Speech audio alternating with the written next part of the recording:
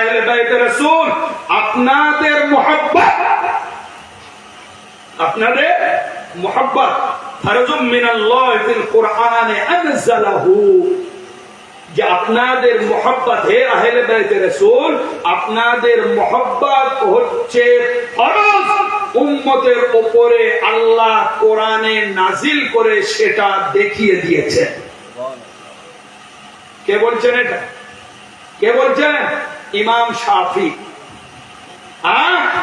শাফি মাযহাবের ইমাম, তিনি বলছেন শোনো, আহলে বাইতের মুহাব্বতের কথা শুনবে, ওনাদের মুহাব্বত জাতা মুহাব্বত নয়।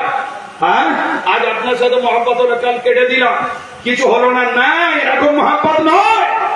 উনি বলছেন আহলে বাইতের মুহাব্বত অ্যাকর্ডিং টু কোরআন উম্মতের উপরে ফরজ ফরজ ফরজ।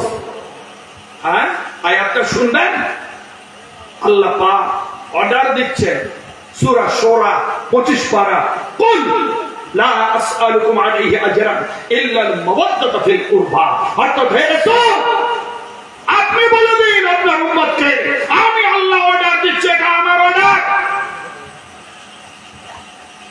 যে দ্বীন ইসলামে শরীয়তে কলমা কিতাব নামাজ রোজা হজ যাকাতের যাবতীয় আপনি যে তাবলীগ ও মেহনত করেছেন,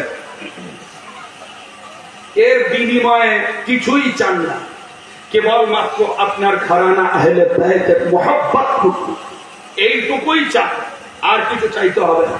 তাহলে এই আয়াত দ্বারা কাদের উপরে কাদের মুহাব্বত ফরজ?